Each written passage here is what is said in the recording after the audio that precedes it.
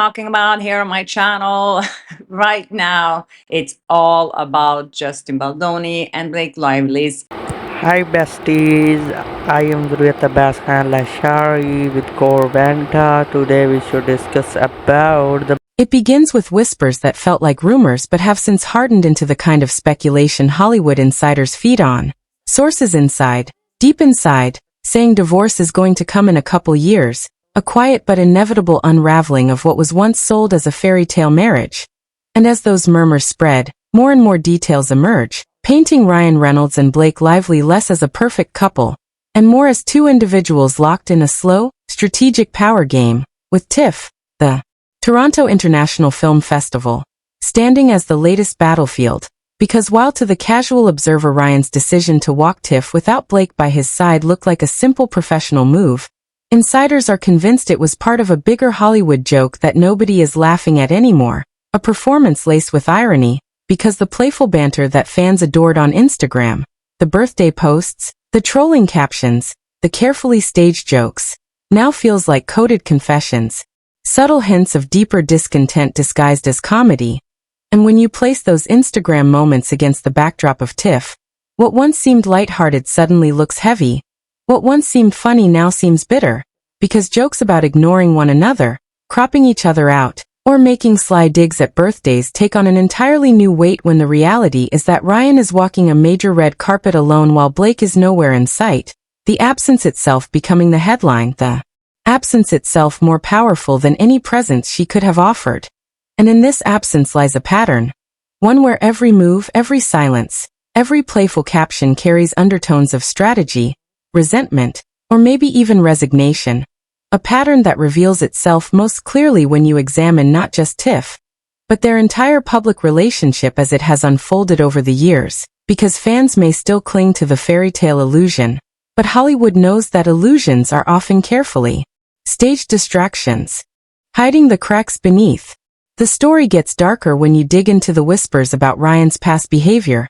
Stories of him throwing a young immigrant kid into trash cans, pushing him into dog poop, throwing away his papers, allegations of cruelty that may have seemed irrelevant to his Hollywood rise at the time, but now resurface with the taste of karma, as if his marriage woes are a form of cosmic justice. And while fans may debate whether these stories are exaggerated, the very fact they are resurfacing now, right when his marriage is under the spotlight, shows how fragile the Reynolds-Lively image has become, how vulnerable it is to collapse under the weight of contradictions, because the very man once admired for his charm, his humor, his family man persona, is now the subject of whispers about calculated selfishness, strategic red carpet dominance, and deliberate distancing from his wife. Ryan's solo appearance at TIFF was not a stumble into independence but a deliberate choice, a move that sent a ripple across Hollywood, because everyone in this industry understands the language of appearances, and showing up alone, smiling confidently, posing without hesitation, is never random. It is messaging, a silent declaration that Ryan Reynolds can and will hold the spotlight without Blake Lively, a statement that may have been crafted for business, but carried deeply personal undertones. Hollywood couples have long used solo appearances as silent weapons, as chess moves to reset narratives, spark rumors, or remind the industry of individual independence, and Ryan's choice fits neatly into that tradition. Because while fans defended the move with excuses about children, careers, and obligations, industry insiders read it differently. This was a tactical play, a man claiming his moment, a man refusing to share the stage, a man signaling that he can stand alone even in spaces where he was once half of a power duo. Blake's absence, however, cannot be read as simple weakness, because silence can be its own weapon, and in fact, her choice not to attend TIFF may have been the counterplay that nobody saw coming. Because while Ryan owned the photos, the interviews, the red carpet, Blake owned the mystery, and mystery often lingers longer in the public imagination than carefully staged smiles. Her absence became the story. Her silence sparked more speculation than her presence ever could, because people began asking, where was Blake? Was this deliberate? Was she sending a message? And in those questions, Blake held the power. This is the pattern of her career. She does not flood the industry with constant appearances, she curates, she chooses her moments, she builds scarcity into her brand so that every appearance lands harder, and by skipping Tiff she reminded the world of that strategy, leaving Ryan to dominate the surface while she quietly controlled the subtext. Fans may have assumed her absence weakened her profile, but insiders argue it was the opposite, that she allowed Ryan his Tiff moment while simultaneously stealing the narrative by not being there. A power play so subtle it may have gone unnoticed if not for the endless headlines questioning her whereabouts, proving that sometimes the loudest move is silence. This tug-of-war between presence and absence reflects the deeper tension in their marriage, a tension rooted in the imbalance of their careers, because Ryan's trajectory has been one of box office dominance, of billion-dollar franchises like Deadpool that cement him as a global star, while Blake's path has been slower, quieter, built on fashion, lifestyle, and business ventures that, while powerful, cannot match the sheer scale of Hollywood blockbusters.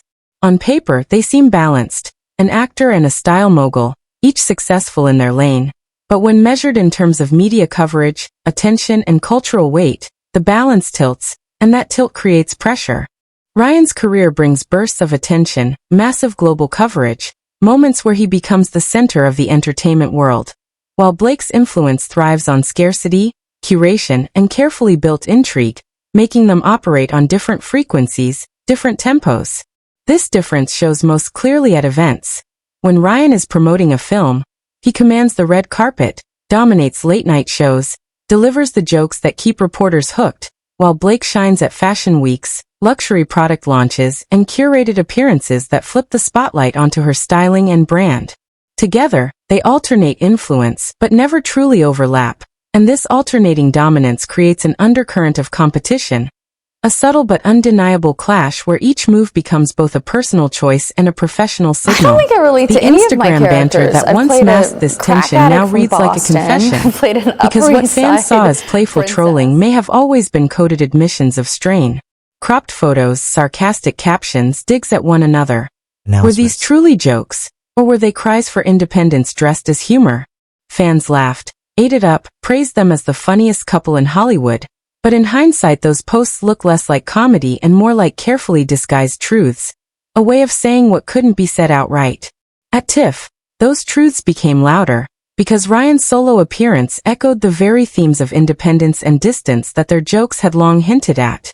The absence of shared images, the silence of one half, the confident smiles of the other, all became pieces of a puzzle that, when put together, spelled a marriage that may be more fragile than fans dare admit. Ryan's career brings bursts of attention, massive global coverage, moments where he becomes the center of the entertainment world, while Blake's influence thrives on scarcity, curation, and carefully built intrigue, making them operate on different frequencies, different tempos. This difference shows most clearly at events. When Ryan is promoting a film, he commands the red carpet, dominates late-night shows, delivers the jokes that keep reporters hooked, while Blake shines at fashion weeks, luxury product launches, and curated appearances that flip the spotlight onto her styling and brand. Together, they alternate influence but never truly overlap, and this alternating dominance creates an undercurrent of competition, a subtle but undeniable clash where each move becomes both a personal choice and a professional signal. The Instagram banter that once masked this tension now reads like a confession, because what fans saw as playful trolling may have always been coded admissions of strain. Cropped photos, sarcastic captions, digs at one another. Were these truly jokes, or were they cries for independence dressed as humor? Fans laughed, ate it up, praised them as the funniest couple in Hollywood, but in hindsight those posts look less like comedy and more like carefully disguised truths, a way of saying what couldn't be said outright.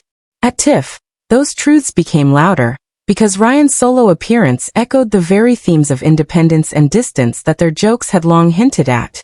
The absence of shared images, the silence of one half, the confident smiles of the other, all became pieces of a puzzle that, when put together, spelled a marriage that may be more fragile than fans dare admit. This fragility is why insiders whisper about divorce, not as an immediate explosion but as a slow burn, a couple of years away, the inevitable end of a story already fraying. They point to patterns: Ryan choosing solo appearances, Blake skipping high-profile moments, the imbalance of career momentum, the increasingly sharp edge to their jokes, as evidence that the unraveling has already begun. And when you place these whispers alongside Blake's ongoing legal dramas, lawsuits and public conflicts, the picture darkens further, because every new accusation, every new controversy adds weight to the theory that the lively Reynolds brand is cracking, that the fairy tale image is dissolving into Hollywood's favorite narrative, the fall of a power couple.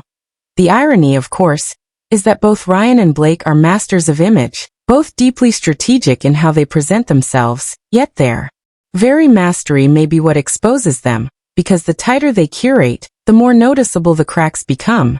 Ryan's refusal to show weakness at TIFF, his insistence on owning the red carpet, looked strong on the surface but revealed an undercurrent of independence that felt almost defiant. Blake's refusal to attend, her silence, her mystery, looked like weakness on the surface but revealed a counterplay that stole headlines and kept her in the conversation. Together, their choices turned TIFF into more than a film festival. It became a stage where their marriage drama played out in coded language, a drama that insiders swear is building toward a divorce that will shock fans but surprise no one paying attention to the patterns. And so the question remains, are Ryan and Blake still the golden couple of Hollywood, or have they become unwilling actors in a far darker script? The jokes aren't funny anymore, the banter feels hollow, the silences feel louder than words, and every public move is now read through the lens of impending fracture. Fans may cling to hope, but Hollywood knows how. This story ends, because in this town, fairy tales rarely last, and when they collapse spectacularly, with TIFF remembered not as a night of cinema, but as the quiet beginning of the end for Blake Lively and Ryan Reynolds. Ryan Reynolds and Blake Lively have always been portrayed as Hollywood's golden couple, the playful duo who troll each other online, share seemingly candid glimpses of their family life, and project an image of humor mixed with glamour. But when you start looking deeper, especially at recent events like Ryan showing up at TIFF without Blake by his side, you begin to see a much more complicated picture emerge, one where the marriage looks less like a carefree romance, and more like a carefully managed balancing act between two competing brands. And while fans laugh at the birthday jokes, the sarcastic captions, or the playful trolling, industry insiders whisper that every one of these moves is part of a larger PR chess game where Ryan thrives on constant visibility, flooding social media with self-deprecating wit and quick sarcasm, while Blake opts for scarcity, restraint, and precisely curated posts that turn her into a style icon and luxury figure rather than a comedian.